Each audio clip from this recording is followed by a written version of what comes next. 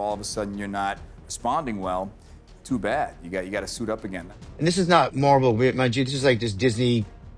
Not even really Disney. It's just the penny pinchers, the accountants. The Avengers just walked out on Disney with a chilling message and sealed a $120 million deal with Amazon. Their exit has triggered the biggest talent rebellion Hollywood's ever seen. After years of low pay, silencing tactics, and corporate control, Marvel's biggest stars are finally exposing Disney's dark side. Let me just say this, like every other Marvel movie, it doesn't end well for the superheroes. For years, Disney paraded their Marvel universe like it was the gold standard of Hollywood success. Billion-dollar films, global fandoms, superheroes everywhere. But now, the mask's slipping, and what's underneath isn't pretty. Turns out, behind those red carpets and blockbuster premieres lies a rotten, manipulative mess. And the very actors who built that franchise are done staying quiet. Wait till you see this next one. Everybody dies. Dude. I will beat you. See, this mess goes way beyond paychecks, beyond the typical Hollywood ego trips. We're talking neglect, manipulation, silencing, all carefully hidden behind Mickey Mouse's fake smile.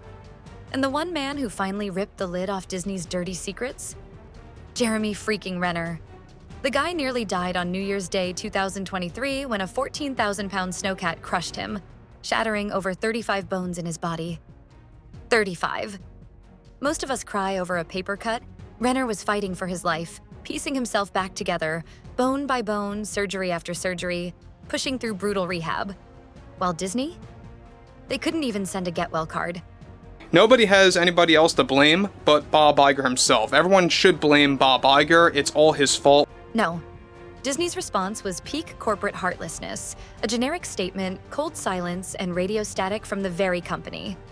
His face, his character, his hard work helped turn into a global empire worth over $30 billion. $30 billion, by the way, off the backs of actors like him, yet when he nearly dies. But it gets better. Well, worse, depending on how much patience you've got left for Disney's nonsense. And he also got into that huge accident and is still recovering. He does not deserve that disrespect. Fast forward to mid-2024, Jeremy's barely recovered.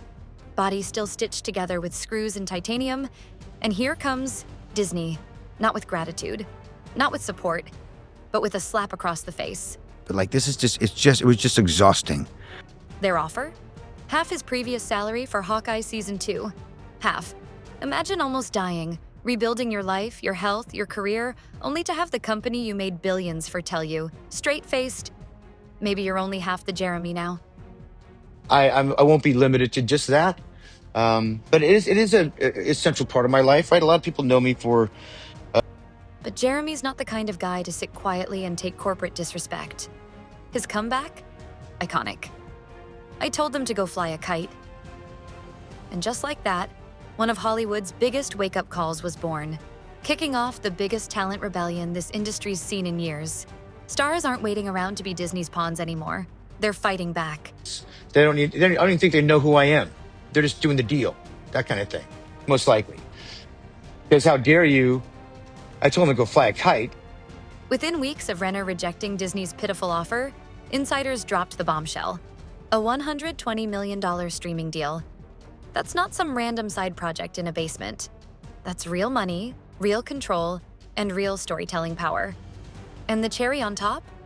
The project is inspired by Renner's actual recovery. Yeah, Disney tried to exploit his near-death accident for marketing, and now Amazon's turning his survival into art.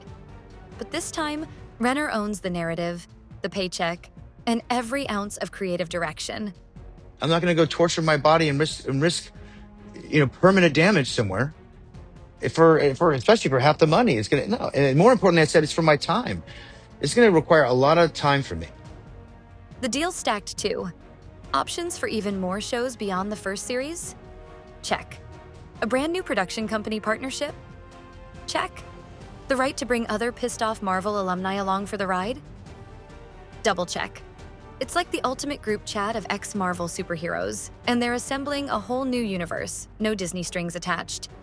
Hollywood insiders are calling it the largest talent migration the industry's ever seen. A mass exodus of actors, writers, directors, and producers, all abandoning Disney's sinking ship for Amazon's greener pastures. And who can blame them? Why stay chained to the mouse house when you can actually own your story somewhere else? Amazon didn't just stop with the Avengers, though. They flipped the entire Hollywood power dynamic with their revolutionary Echo mandate. That's right, Echo mandate. Probably the two scariest words Disney's lawyers have heard in decades. This clause guarantees speech protections for actors, shaking the entire status quo to its core.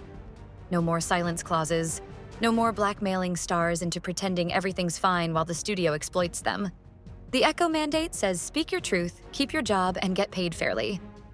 Here's where it gets uglier for Disney. Turns out this exploitation? Not new. It's been Disney's playbook for years. Let's rewind to when their favorite victims were even younger. Remember Demi Lovato? Yeah.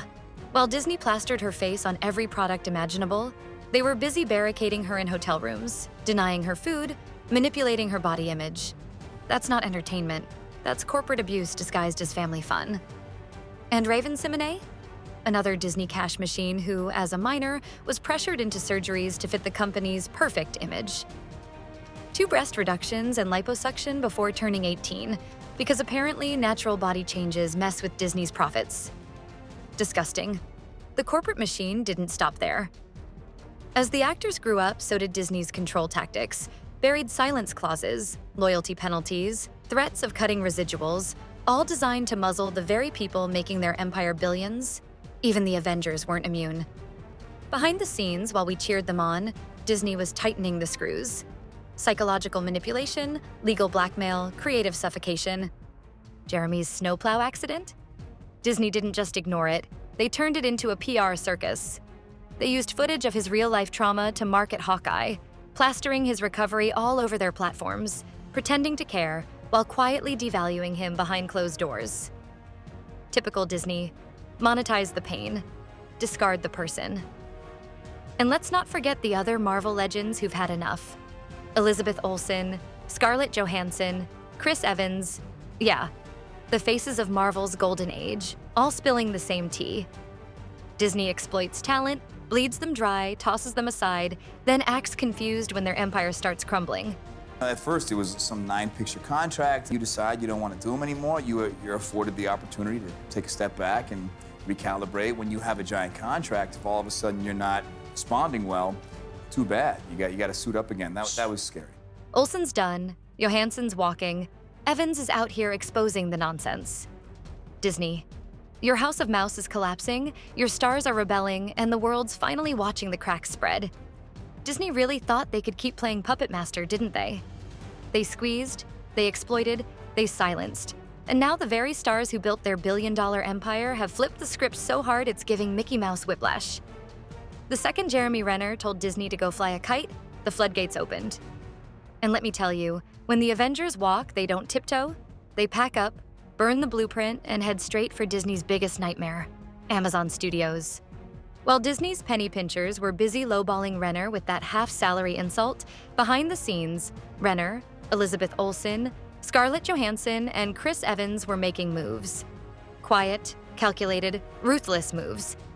They weren't just complaining to HR or crying on interviews, they were building the rebellion. I said no a few times, and it kept coming back, and I talked to a few people in my life, family and friends, and it just started to kind of make sense that I was saying no out of fear. Amazon swooped in with the biggest plot twist Disney's ever seen. Forget corporate muzzles. Amazon's pitch? Total creative control. Executive producer roles, ownership stakes. Basically everything Disney refuses to give unless you're wearing a cartoon glove and singing songs about dreams. And other studios? They're watching Amazon rewrite the rules and racing to copy the homework. Netflix jumped in fast, launching a specialized talent division that finally offers creative freedom and actual fair pay for studio refugees escaping Disney's grip. HBO Max? They're cooking up a creator's bill of rights, guaranteeing speech protections, ownership options, and kicking those outdated silence clauses to the curb. Even Warner Bros., who's had their own PR nightmares, just signed a major action star under a deal that straight up mimics Amazon's artist-first model. Meanwhile, Disney's over here in full-blown panic mode. They're offering rushed retention bonuses to anyone whose contract expiration date is creeping up. they've hit pause on those old silence rules for now. Because guess what? They finally realized threatening your talent with lawsuits while your empire burns doesn't exactly inspire loyalty. And the PR department? Who? Desperate press statements, pathetic damage control, practically begging actors not to sue, not to leave, not to take Amazon's calls. But it's too late. Disney's latest Marvel projects, stripped of the legacy stars, are flopping harder than ever. Amazon's announcement trailers? Over 50 million views and counting. Disney's recent Marvel reveals? Barely scraping past 10 million. That's the scoreboard now, and Disney's losing by a landslide. Here's the brutal truth.